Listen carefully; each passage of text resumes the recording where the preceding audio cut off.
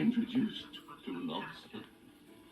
Alice began to say, I once tasted, but checked herself hastily and said, no, never. So you can have no idea what a delightful thing a lobster adrift is. No, indeed, said Alice. What sort of a dance is it?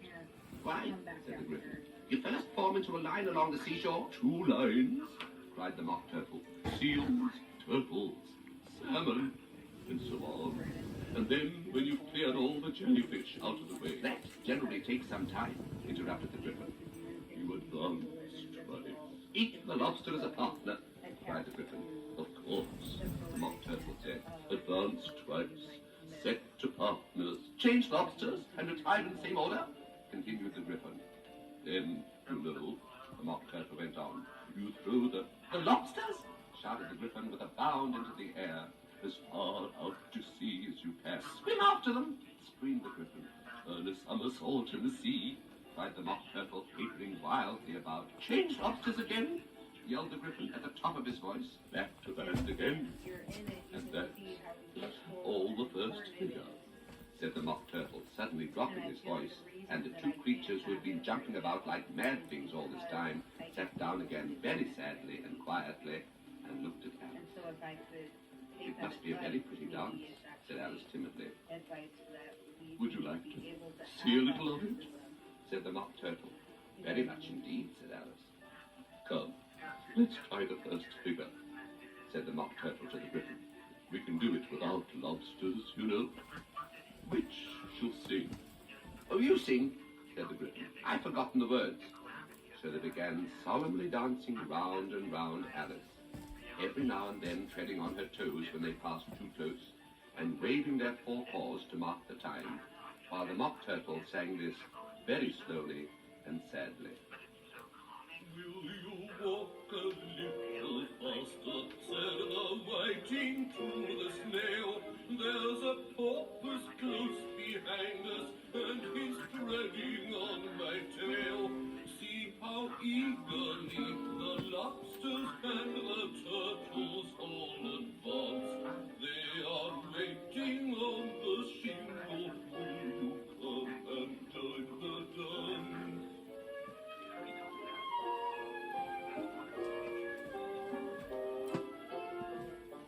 Will you, won't you, will you, won't you, will you join the dance? Will you, won't you, will you, won't you join the dance?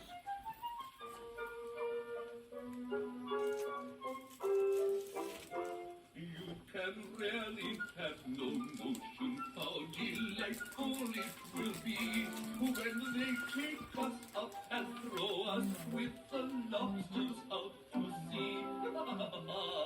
But the snail replied, too far, and gave a look askance. Said he thanked the Viking kindly, but he would not join the dance.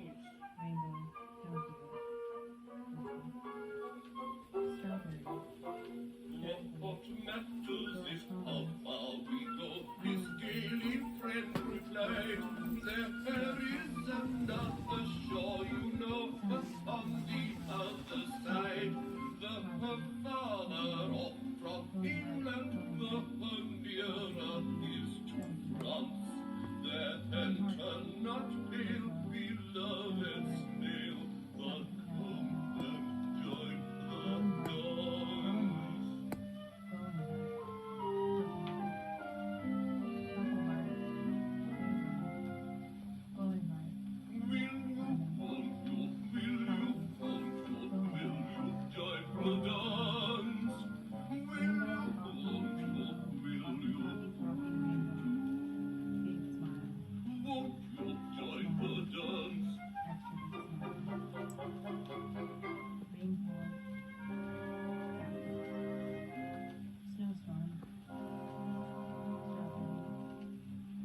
thank you. It's a very interesting dance to watch, said Alice. Coming up to Alice and looking at the cat's head with great curiosity.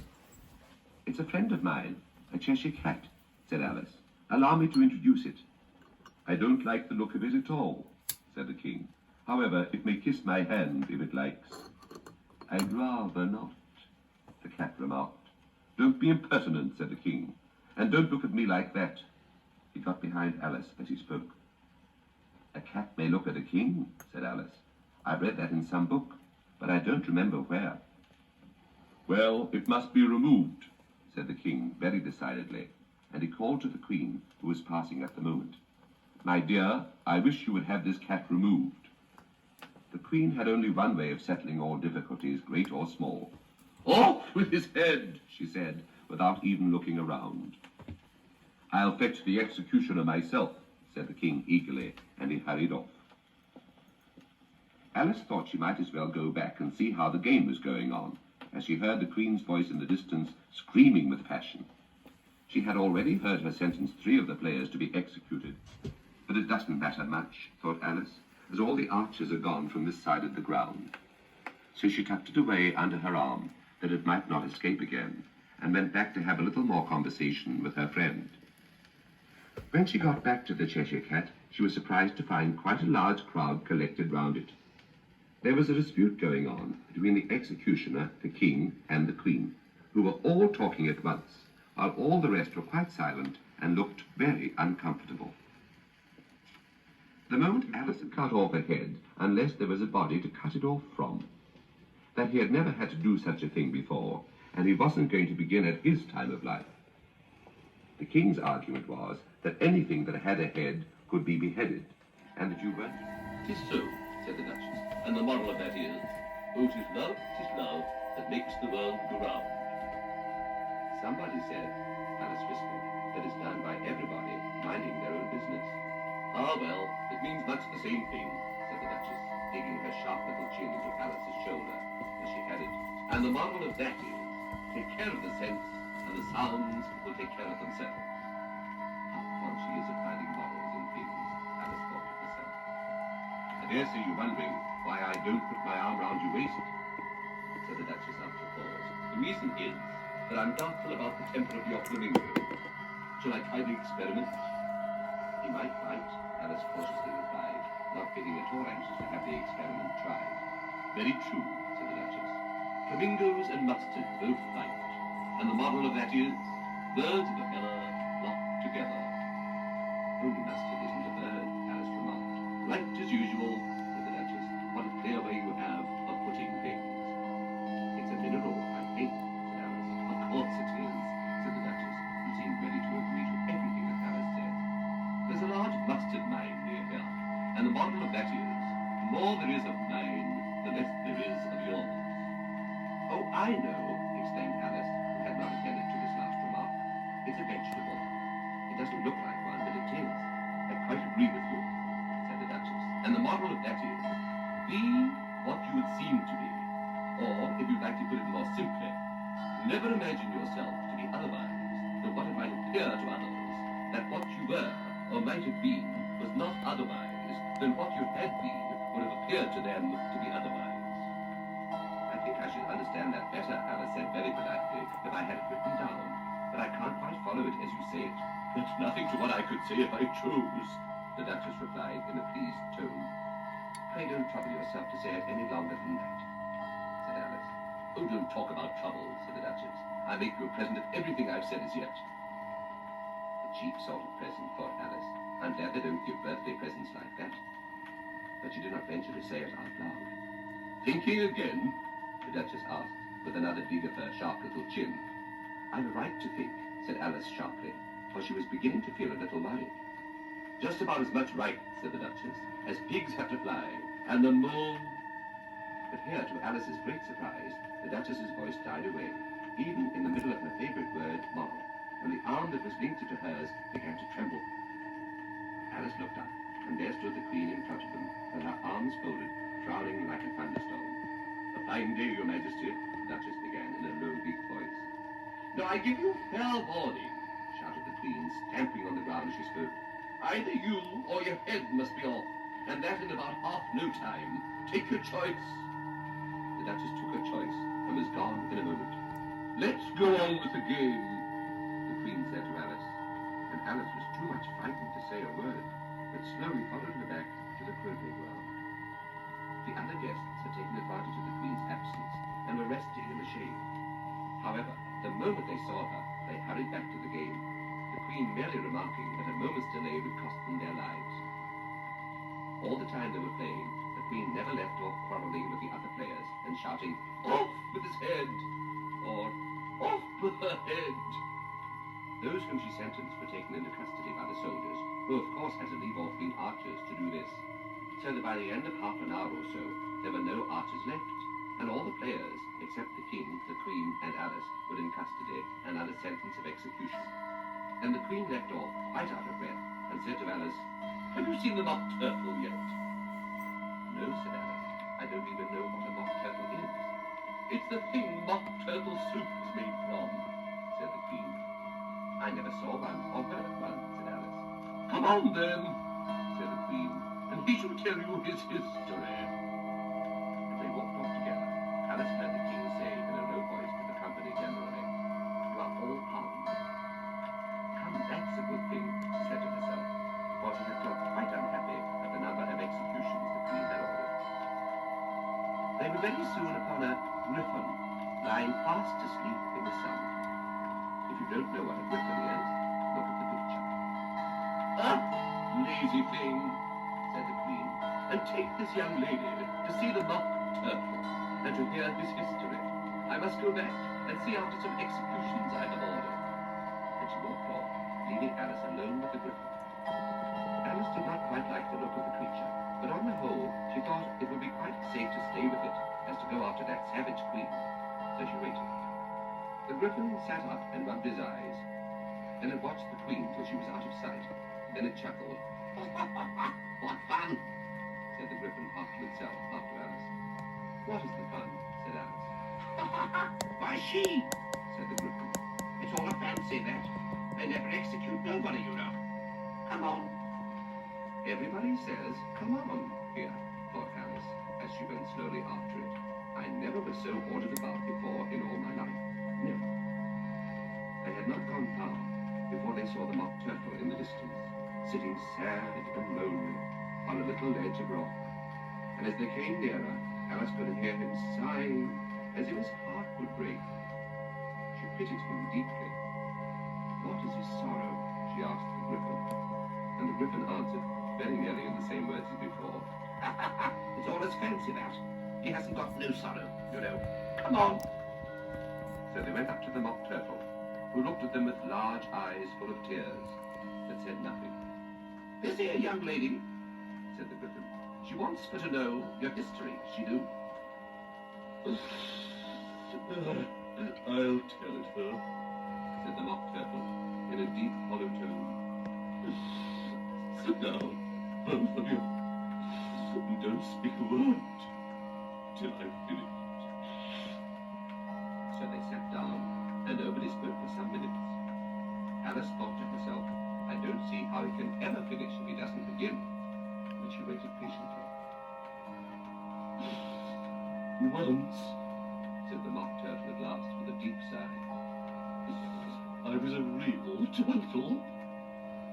These words were followed by a very long silence, broken only by an occasional exclamation of "Quack" from the griffin, and a constant heavy sobbing of the mock turtle. Alice was very nearly getting up and saying, "Thank you, sir, for your interesting story," but she could not help thinking there must be more to come. So she sat still and said nothing. "When we were little," the mock turtle went on at last more calmly, though still sobbing a little now and then, "we went to school in the sea. The master was an old turtle. We used to call him Tortoise." "Why did you call him Tortoise if he wasn't one?" Alice asked. "We called him Tortoise because he taught us," said the mock turtle angrily. "Really, you are very dull." "You ought to be ashamed of yourself for asking such a simple question," added the griffin, and then they both sat silent and looked at poor Alice, who felt ready to sink into the earth. At last the Griffin said to the Mock Turtle, "Drive on, old fellow. Don't be all day about it." And he went on in these words. "Yes, we went to school in the sea, though you mayn't believe it." "I never said I didn't," interrupted Alice. "You did," said the Mock Turtle. "Hold your tongue," added the Griffin, before Alice could speak again. The Mock Turtle went on. "We had the best of educations. In fact, we went to school every day." "I've been to day school too," said Alice. "You needn't be so proud as all that." "With extras?" asked the Mock Turtle a little anxiously. "Yes," said Alice. "We learned French and music." "And washing?" said the Mock Turtle. "Certainly not," said Alice indignantly. "Ah, then yours wasn't a really good school," said the Mock Turtle in a tone of great relief. "Now, at ours, they had at the end of the bill French, music, and washing extra." "You couldn't have wanted it much," said Alice, living at the bottom of the sea. "I couldn't afford to learn it," said the Mock Turtle with a sigh. "I only took the regular course." "What was that?" inquired Alice. "Reeling and writhing, of course, to begin with," the Mock Turtle replied. "And then the different branches of arithmetic. Ambition, distraction, uglification, and derision." "I never heard of uglification," Alice ventured to say. "What is it?" The Griffin lifted up both its paws in surprise. "Never heard of uglifying?" it exclaimed. "You know what to beautify is, I suppose?" "Yes," said Alice doubtfully. "It means to make anything prettier." "Well then," the Griffin went on, "if you don't know what to uglify is, you are a simpleton." Alice did not feel encouraged to ask any more questions about it, so she turned to the Mock Turtle and said, "What else have you to learn?" "Well, there was mystery," the Mock Turtle replied, counting off the subjects on his flappers. "Mystery, ancient and modern, with seography, then drawling. The drawling master was an old conger eel that used to come once a week. He taught us drawling, stretching, and fainting in coils." "What was that like?" said Alice. "Well, I can't show it to you myself," the Mock Turtle said. "I'm too stiff, and the Griffin never learned it." "Hadn't time?" said the Griffin.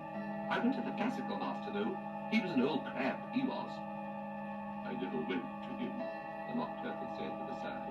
"He taught laughing and grief, they used to say." So he did, said the Griffin, sighing in his turn, and both creatures hid their faces in their paws.